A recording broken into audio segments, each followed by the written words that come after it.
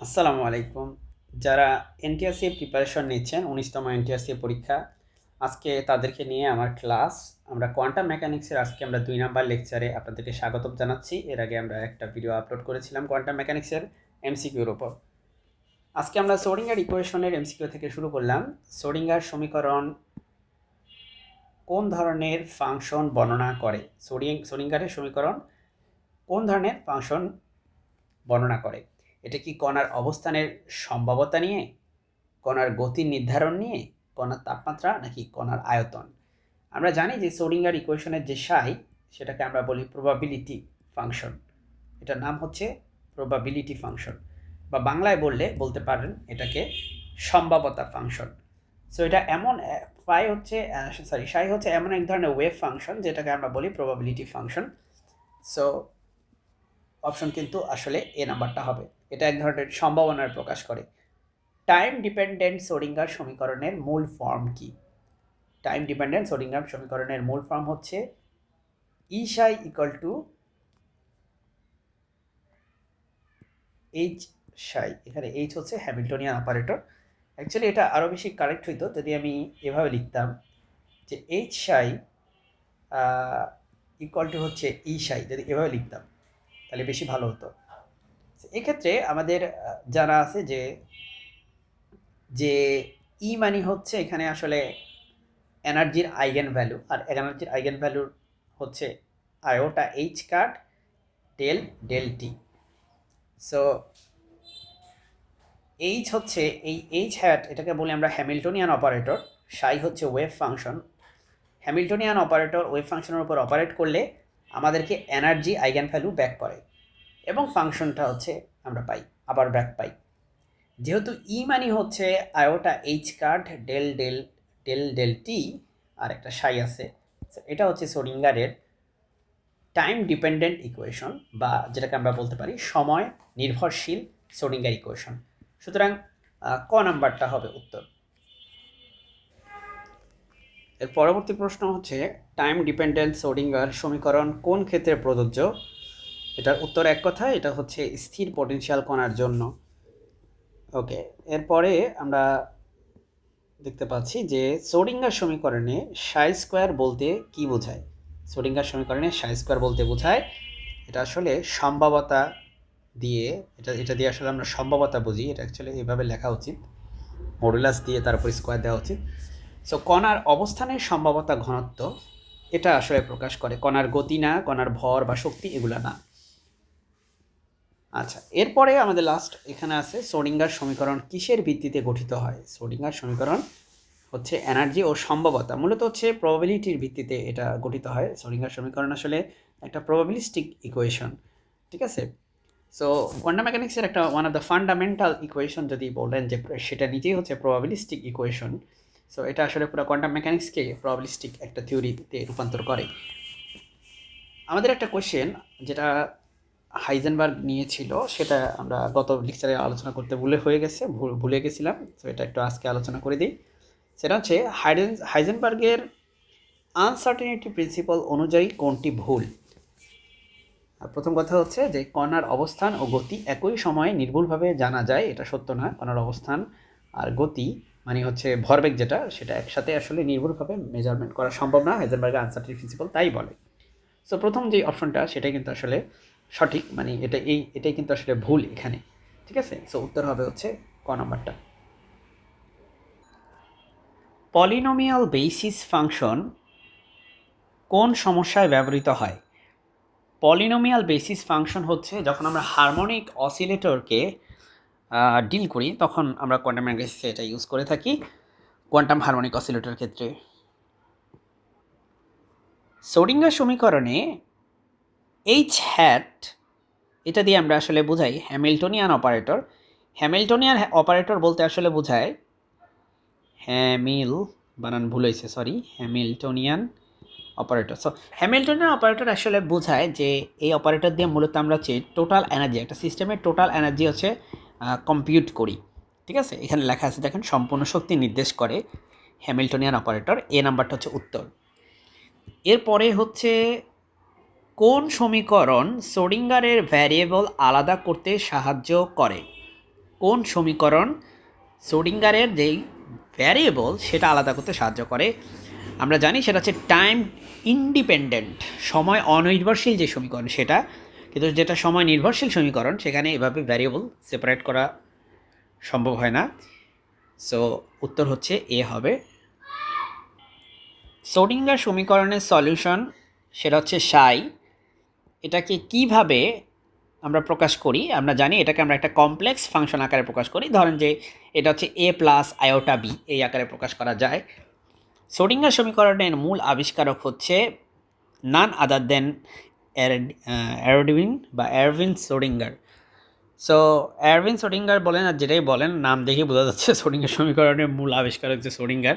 ঠিক আছে, এটা আসলে মাঝে মাঝে এরকম কোশ্চেন দিয়ে ভরকায় দিতে পারে না যে একেবারে তা না। এরপরে আমরা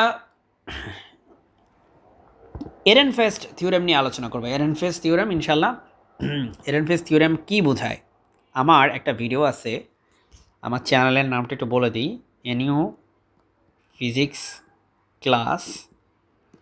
এই ইউটিউব চ্যানেলে আপনি দেখবেন যে এরেনফেস্ট থিওরেমের বিস্তারিত প্রমাণ সহকারে ভিডিও আছে। কোয়ান্টাম মেকানিক্সের আসলে আমার অনেক ভিডিও আছে, প্লেলিস্ট করা আছে এই চ্যানেলের মধ্যে।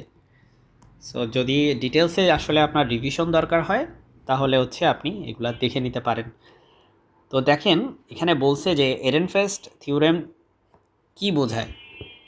তো আমরা জানি যে এরেনফেস্ট থিওরেম আসলে কি বলে, এটা একটু আমরা রিক্যাপ করি। এরেনফেস্ট থিওরেম আসলে বলে যে কোয়ান্টাম মেকানিক্সটা, এই যে কোয়ান্টাম মেকানিক্স যেটা আমরা আলোচনা এখন করতেছি, কোয়ান্টাম মেকানিক্স এটা ক্লাসিক্যাল মেকানিক্সের রূপ নেয়, ক্লাসিক্যাল মেকানিক্সের রূপ নিতে পারে। কখন নিতে পারে? যখন কিছু স্পেসিফিক কন্ডিশন দেয়া হয় তখন। আসলে কোয়ান্টাম মেকানিক্স হচ্ছে বড় ভাই আর ক্লাসিক্যাল মেকানিক্স হচ্ছে ছোট ভাই। কোয়ান্টাম মেকানিক্সের ভিতরে ক্লাসিক্যাল মেকানিক্স তো আছেই, সাথে আরও এক্সট্রা জিনিস আছে, বুঝতে পারছেন? তো ক্লাসিক্যাল মেকানিক্সটাকে এই জন্য আমরা বলবো যে কোয়ান্টাম মেকানিক্স হচ্ছে ক্লাসিক্যাল মেকানিক্সের আসলে কি একটা অ্যাডভান্স থিওরি ক্লাসিক্যাল মেকানিক্সের। সো এই জন্যই কোয়ান্টাম মেকানিক্সের গড় মান ক্লাসিক্যাল সমীকরণের অনুরূপভাবে চলে। আমরা কোয়ান্টাম মেকানিক্সে জানেন যে এক্সপেকটেশন ভ্যালু বের করে থাকি, কোনো একটা অপারেটর ধরেন এ, সেটা যখন আমরা এক্সপেকটেশন ভ্যালু বের করি তখন আমরা এক্সপেকটেশন ভ্যালু বলতে আসলে সেখানে বোঝাই যে এটা আসলে গড় মান, তাই না? গড় মান। সো এরেনফেস্ট থিওরেম বলে যে কোয়ান্টাম মেকানিক্সের গড় মান আসলে ক্লাসিক্যাল যে সমীকরণগুলো আছে সেগুলোর সমান। তো আমরা আসলে এটার প্রমাণ যখন করছি যে কোনো একটা অপারেটর, সেই অপারেটর ধরেন এ, এই অপারেটরকে টাইমের রেসপেক্টে আমি ডিফারেন্সিয়েশন করে সেটার এক্সপেকটেশন ভ্যালুটা বের করছি। তো এটা আপনারা যদি আমার সেই ভিডিওগুলো দেখেন তাহলে আপনাদেরও রিভিশন হবে, ইনশাল্লাহ সব মনে পড়ে যাবে।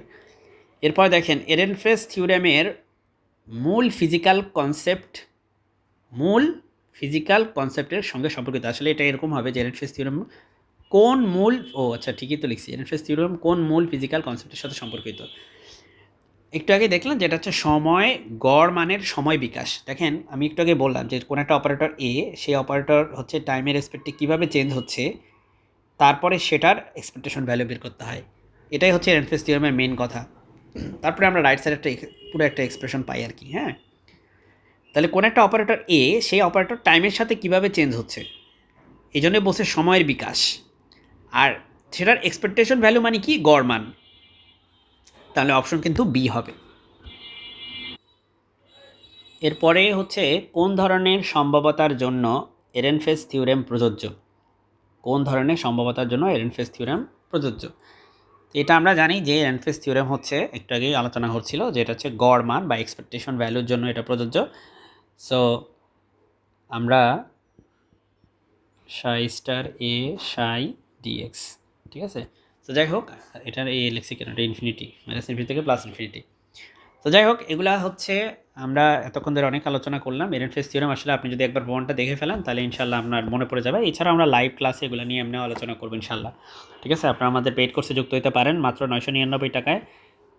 যদি যুক্ত হন তাহলে ইনশাল্লাহ এখানে আপনারা আমাদের ফিজিক্সের যতগুলো টপিক আছে, সেটা হচ্ছে যতগুলো চ্যাপ্টার এনটিএসসি থেকে দেওয়া আছে, সমস্ত ব্রাঞ্চ, সলিড স্টেট বলেন, নিউক্লিয়ার ফিজিক্স বলেন, ইনশাল্লাহ সেখানে কোয়ান্টাম মেকানিক্স আলোচনা হবে, থার্মোডাইনামিক্স থেকে শুরু করে মডার্ন ফিজিক্সের যত টপিক, ক্লাসিক্যাল মেকানিক্স, এগুলো সবই আলোচনা হবে ইনশাল্লাহ। এবং আমরা এমসিকিউ প্রায় 100টা মডেল টেস্টের আয়োজন করেছি। আপনারা সেগুলো দিতে পারবেন ইনশাল্লাহ। আপনাদেরকে লেকচারের পিডিএফ দিয়ে দেওয়া হবে, লাইভ ক্লাস নেওয়া হবে, লাইভ ক্লাসগুলোর রেকর্ড পেয়ে যাবেন। এত সুযোগ সুবিধা পাবেন ইনশাল্লাহ। আশা করা যায় আপনারা কানেক্টেড থাকবেন আমাদের সাথে। এরপরে হচ্ছে আমরা দেখতে পাচ্ছি যে এরেনফেস থিওরেম মূলত কোন সময়ে কোয়ান্টাম ক্লাসিক্যাল রূপান্তর ব্যাখ্যা করে। এরেনফেস থিওরেম মূলত কোন সময়ে কোয়ান্টাম ক্লাসিক্যাল রূপান্তর ব্যাখ্যা করে? অপশনগুলোর মধ্যে ম্যাক্রোস্কোপিক সময়, ম্যাক্রোস্কোপিক মানে বড় স্কেলে কোয়ান্টাম মানগুলো ক্লাসিক্যাল সঙ্গে মিলে যায়। এটা আমরা জানি যে ম্যাক্রোস্কোপিক লেভেলে কোয়ান্টাম মেকানিক্স অ্যাপ্লাই করলে তখন সেটা হচ্ছে ক্লাসিক্যাল মেকানিক্সে রূপান্তরিত হয়, ঠিক আছে। আর মাইক্রো লেভেলে যদি যায় তখন হচ্ছে এই যে পার্টিকেলগুলোর, ইলেকট্রন থেকে শুরু করে এই ধরনের কোয়ান্টাম পার্টিকেলগুলো ব্যাখ্যা করতে পারে। এরেনফেস থিওরেম নিয়ে এরপরে আরও একটা সিম্পল কোশ্চেন, যে এরেনফেস থিওরেম ব্যবহার করে কোন ফিজিক্যাল পরিমাপের গড় মান হিসাব করা যায়? এটার উত্তরটা সিম্পলি হচ্ছে অবস্থান, গতি। মানে অবস্থান বলতে হচ্ছে এখানে এক্স, গতি মানে হচ্ছে এখানে মোমেন্টাম, আর ফোর্স, এগুলার আসলে এক্সপেকটেশন ভ্যালু বের করা যায় আর কি। সো পরের পেজে চলে আসলাম আমরা, যে এরেনফেস থিওরেম প্রমাণ করে কোনটি? এরেনফেস থিওরেম কি প্রমাণ করে? দাঁড়ান এটা আগে সরাই। এরেনফেস থিওরেম কোয়ান্টাম ও ক্লাসিক্যাল গড় মানের মধ্যে সংযোগ করে, কথা সত্য। কোয়ান্টাম স্পিন ধ্রুবক না, কণার স্থিতিশীলতা, এনার্জি লস নেই, এগুলা না। সো এটা হচ্ছে বলে যে এরেনফেস থিওরেম বলে যে কোয়ান্টাম মেকানিক্স আসলে ক্লাসিক্যাল মেকানিক্সেরই একটা জেনারেলাইজ ভার্সন।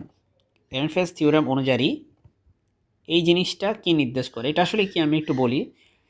এটা হচ্ছে আপনার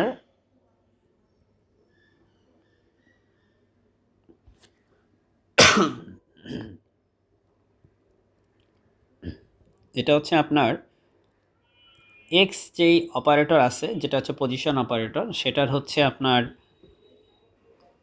টাইমের সাথে সাথে কীভাবে সে ইভলভ করে সেটা, ঠিক আছে, সেটার এক্সপেকটেশন ভ্যালু।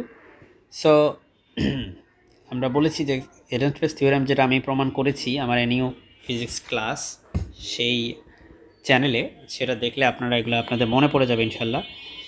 তো যাই হোক, এটার উত্তর হচ্ছে এ, গড় অবস্থার পরিবর্তনের হার। তার মানে আপনার এক্সের ভ্যালু সেটা টাইমের সাথে সাথে কীভাবে ইভলভ করতেছে সেটার এক্সপেকটেশন ভ্যালু আপনাকে নিতে হবে আর কি, ঠিক আছে। এক্সপেকটেশন ভ্যালু নেওয়া মানে হচ্ছে গড় মান নেওয়া। এরপরে আমরা চলে যাব পরের কোয়েশ্চেন, এরেনফেস থিওরেম কোন সমীকরণের সাথে সম্পর্কিত? আমরা জানি যেটা নিউটনের সূত্রের সাথে সম্পর্কিত। হ্যাঁ, তখনই হয় যখন হচ্ছে এটা ম্যাক্রোস্কোপিক লেভেলে কাজ করে। ম্যাক্রোস্কোপিক লেভেলে কাজ করে তখন এটা হচ্ছে নিউটনের সূত্রের সাথে রিলেটেড হয়। নিউটনের দ্বিতীয় আইন বা দ্বিতীয় সূত্র অ্যাপ্লিক্যাল টাইমের সাথে তখনই রিলেটেড হয়। তবে যেহেতু মাইক্রোস্কোপিক লেভেল থেকে, এখানে অপশন থেকে কনফিউজড হতে পারেন, মাইক্রোস্কোপিক লেভেল থেকে চিন্তা করলে এটা কিন্তু আসলে সোডিঙ্গারের সমীকরণের সাথে রিলেটেড। তো যেহেতু এখানে স্পষ্ট করে বলে নাই যে এটা কি ম্যাক্রোস্কোপিক না মাইক্রোস্কোপিক, আমরা স্বাভাবিকভাবেই ধরবো যে এরেনফেস থিওরেম আসলে একটা কোয়ান্টাম মেকানিক্সের থিওরেম। সো এটা হচ্ছে সোডিঙ্গার সমীকরণের সাথে রিলেটেড। তবে এটা নিউটনের সাথে তখনই রিলেটেড হয় যখন সেটা ম্যাক্রোস্কোপিক লেভেল থেকে চিন্তা করি। আমরা যখন তার ওপর কিছু কন্ডিশন আরোপ করি তখন সেটা কিন্তু নিউটনের সূত্র কিন্তু আমি সেখান থেকে ব্যাক পাই। আপনারা দেখবেন আমি যখন এরেনফেস থিওরেমের প্রমাণ করানোর পরে ওই অ্যানিউ ফিজিক্স ক্লাস ওই চ্যানেলে দেখবেন যে সেখানের মধ্যে আমরা এই কোয়ান্টাম মেকানিক্সের থেকে ক্লাসিক্যাল মেকানিক্সের ফর্মুলাগুলো কিন্তু ঠিকই ব্যাক পাচ্ছি, ঠিক আছে। তো এই ছিল আজকের আলোচনা। আশা করি আজকের আলোচনা দেখে উপকৃত হলেন। আমাদের জন্য দোয়া করবেন। আসসালামু আলাইকুম।